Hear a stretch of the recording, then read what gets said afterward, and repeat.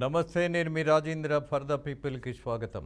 మొదటిగా ఒక టాపిక్ తీసుకుందాం. ఐబొమ్మ రవికి సంబంధించి సినిమా పెద్దలందరూ, ప్రధానమైనటువంటి హీరోలు, ప్రొడ్యూసర్లు, దానికి సంబంధించినటువంటి వాళ్ళు కూడా కమిషనర్ పెట్టినటువంటి ప్రెస్ మీట్లో పాల్గొన్నారు. పెద్ద పెద్ద డైలాగులు చెప్పారు.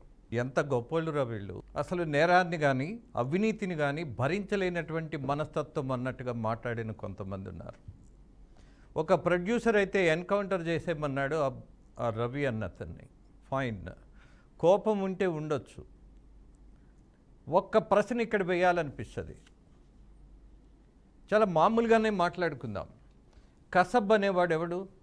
పాకిస్తాన్ నుంచి వచ్చినటువంటి తీవ్రవాది. ఏం చేశాడు?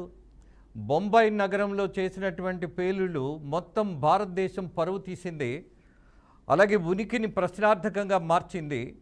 దాంతోపాటు మన మీద తీవ్రవాదుల యొక్క బలాన్ని ఎంత గొప్పగా చూయించాలో అంత గొప్పగా ప్రపంచం మొత్తం చూయించారు తీవ్రవాదులు, ఉగ్రవాదులు. అదే కసబుని ఎన్నాళ్ళు విచారించాం మనం? ఎన్ని కోట్లు ఖర్చు పెట్టాం? కనీసం ఆలోచించామా? ఎవరైనా గుర్తు చేశారా? పోనీ మీడియా వాళ్ళైనా ఆ వార్తలని జనం మధ్యలోకి తీసుకెళ్ళగలిగారా? ఫైన్. ఒక ఉగ్రవాదిని మనము కాల్చి చంపలా, జైల్లో భద్రత కల్పించాం, లక్షల కోట్లు ఖర్చు అవుతున్నా భరించాం, దశాబ్ద కాలంకి పైగా విచారించాం, అన్నీ చేశాం. ఈ ఐబొమ్మ రవి అనేవాడెవడో ఏదో చేశాడని ఎన్కౌంటర్ చేయమన్నాడు ఒక producer. How dare you are mister producer? ఒక చట్టబద్ధత ఉన్నది అనేది ఇది సినిమా కాదు కదా. ఎమోషనల్గా స్టేజ్ మీద జనాన్ని చూడగానే, లేదా అధికారుల్ని, అలాగే తన కొలీగ్స్ని, సినిమా సంబంధించినటువంటి వాళ్ళందరినీ చూడగానే ఆయన హీరోగా భావించుకుంటే ఒక్కసారి ఆయన అద్దంలో చూసుకుంటే సిగ్గుపడాలి. ఎలా అనగలం మనము అన్నటువంటి ప్రశ్న వేసుకోవాల్సినటువంటి దశలో ఎన్కౌంటర్ చేయమనడం, చేస్తే బాగుంటుందని సలహా ఇవ్వటం వీళ్ళు నేరస్తుల ముందు.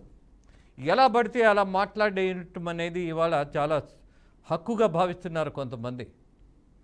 అది తప్పు అని కొన్ని శిక్షలు పడేటటువంటి అవకాశం లేకపోతే ఇలాంటి దౌర్భాగ్యమైనటువంటి వ్యాఖ్యలే వినాలి. ఇక అసలు విషయానికి వస్తే, సినిమా పరిశ్రమలో కొంతమంది దొంగలు ఆ రోజు కమిషనర్ పక్కనే కూర్చున్నారు. ఎవరా దొంగలు? పన్ను ఎగ్గొట్టేవాడిని ఏమంటారు? దొంగ అనొచ్చా? లేదా మీరే ఏమనాలో పబ్లిక్గా ఆలోచించండి. ఇవాళ హైదరాబాద్ నగరంలో ప్రధానమైనటువంటి స్టూడియోలను ఎందుకు కేటాయించారు? సినిమా పరిశ్రమ అభివృద్ధి కోసం. ఎవరెవరికి ఇచ్చారు? అన్నపూర్ణ స్టూడియోస్ ఉంది. అక్కినేని నాగేశ్వరరావు గారి యొక్క గొప్పదనాన్ని చూసి ఆయన హైదరాబాద్ నగరంలో స్థిర నివాసం ఏర్పరచుకొని స్టూడియో పెడితే మరింత అభివృద్ధికి నాంది అవుతుందని ఇచ్చారు. అలాగే రామానాయుడు చలనచిత్రం మొత్తం గర్వించదగినటువంటి ఒక సినిమా నిర్మాతగా ఆయన నిలబడ్డాడు. అలాగే సినిమా అభివృద్ధికి ఆయన తలపడ్డాడు. కానీ అదే అన్నపూర్ణ స్టూడియో, అదే అక్కినేని నాగేశ్వరరావు గారి వారసత్వం చెప్పుకుంటున్నటువంటి వాళ్ళు, స్టూడియోని నడుపుతున్నటువంటి వాళ్ళు ఎందుకు వివాదాల్లోకి ఎందుకు వెళ్ళాలి? డబ్బంతే ఆశ, లేకపోతే చట్టం అంటే లక్ష్యం లేకపోవడమా? హీరోల్లాగా సినిమాల్లో నటించినంత మాత్రాన వీళ్ళు హీరోల్లానే బతుకుతారని నేను ఆ భ్రమంలో లేను. జనం కొంతమంది ఉంటే ఉండొచ్చు కూడా.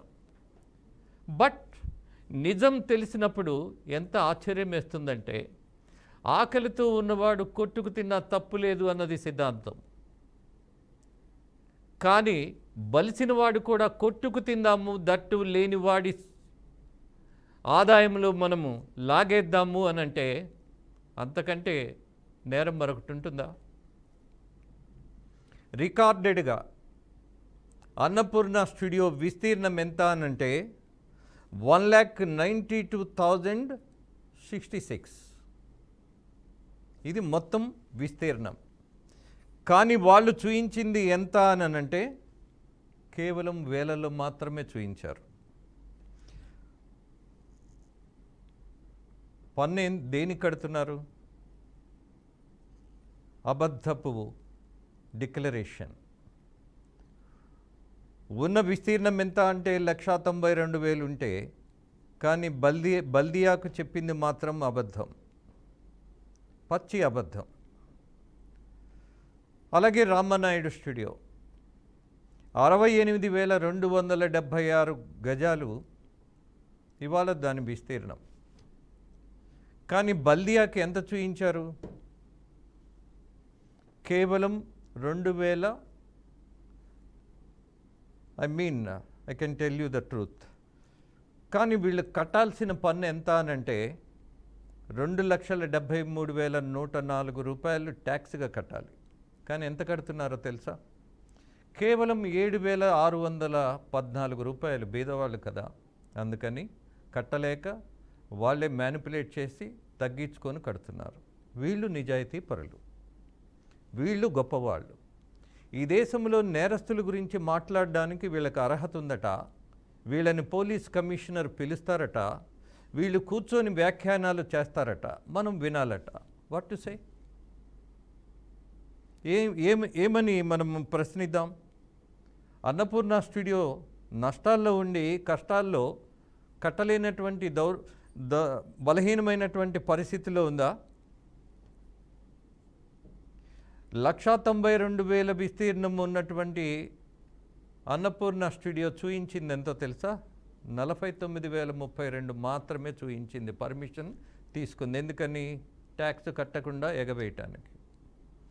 ఇవాళ కర్ణన్ అనేటటువంటి ఒక ప్రతిభావంతమైనటువంటి ఆఫీసర్ బల్దియాకు వచ్చినందువల్ల, అలాగే జూబ్లీ హిల్స్లో ఉన్నటువంటి వాళ్ళ జోనల్ ఆఫీసర్స్కి గైడ్లైన్స్ ఇవ్వటం వల్ల వచ్చినటువంటి నిజం బయటికేంటి? ఎంత ఆశ్చర్యం! ఈ రాష్ట్రంలో సినిమా హీరోల అభిమానులందరికీ ఒకటే తెలియజేయదలుచుకున్నా. నటుడుగా అభిమానించండి, వ్యక్తులుగా వీళ్ళ ధోరణి ఎలా ఉందో గమనించండి. ఒక్క మహేష్ బాబుని మనము హీరోగా కాదు, నిజమైనటువంటి హీరోగా భావించవచ్చు. శ్రీమంతుడు సినిమాలో అతని క్యారెక్టర్ ఎలా ఉన్నదో, అలాగే అనేక సినిమాల్లో సామాజికమైనటువంటి బాధ్యత కలిగినటువంటి హీరోగా ఎలా నటించాడో, ఆయన మాత్రమే ఇవాళ సినిమా హీరోలలోనే కాదు, ఈ సమాజంలో కూడా నిజమైనటువంటి హీరోగా మిగిలాడు. ఎందుకో తెలుసా?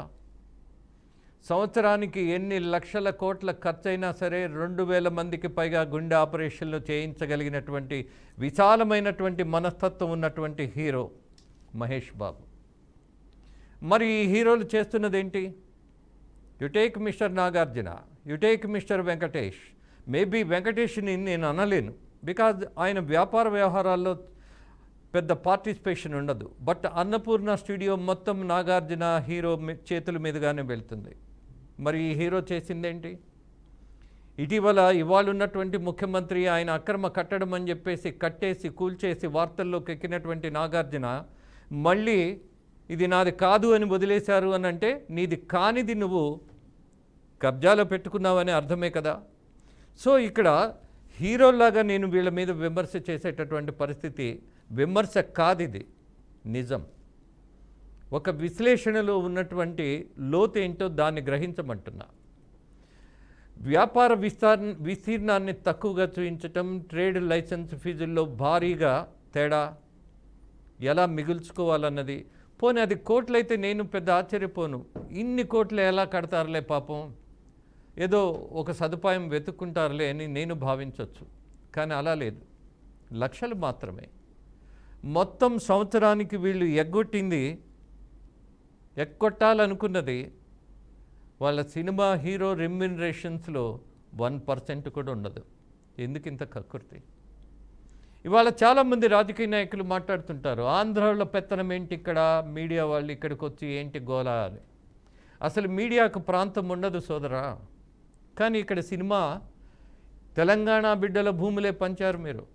ఆ రోజు ఉన్నటువంటి సమైక్య ఆంధ్రప్రదేశ్లో ఇక్కడ విభజన అనేది మనస్తత్వంలో కానీ ఆచరణలో కానీ లేదు కాబట్టి ఈ ప్రాంతాన్ని అభివృద్ధి చేస్తారని మీరనేటటువంటి మాట ఎవరు? రాజకీయ నాయకులు, తెలంగాణ రాజకీయ నాయకులు మాట్లాడే మాటలో చెప్తున్నా. ఆంధ్రోలను తీసుకొచ్చి ఇక్కడ స్టూడియోలు ఇస్తే ఇక్కడ అభివృద్ధి చెంది కోట్ల ఆస్తులను పెంచేసుకొని మరి ఇప్పుడు చేస్తున్నది ఏంటి? ఇంకా దగాయేగా. దీన్ని మాట్లాడండి, దీన్ని బయటికి తీసుకురండి. ఒక సమయంలో హరీష్ రావు కూడా పద్మాలయ స్టూడియో మీద ఒంటికాలతో లేచారు, మరి ఎందుకో వెనక్కి తగ్గారు. మరొక సమయంలో రాఘవేంద్రరావుకు సంబంధించినటువంటి సినిమా హాళ్ళ మీద అలాగే ఆ భవనాల మీద కూడా ప్రశ్నించారు, మళ్ళీ ఎందుకు మానేశారు? జరుగుతున్నది ఇదే. హీరోలు పన్నులు ఎగవేస్తూ అబద్ధాల డిక్లరేషన్ ఇస్తూ ఎవడో ఒక నేరస్తుడి గురించి మాట్లాడడానికి వచ్చి హీరోల్లాగా పోజు కొట్టేటటువంటి సమాజంలో మనం ఉన్నామా అంటే అధికారులు ఆలోచించాలి, ఖచ్చితంగా ఆలోచించాలి.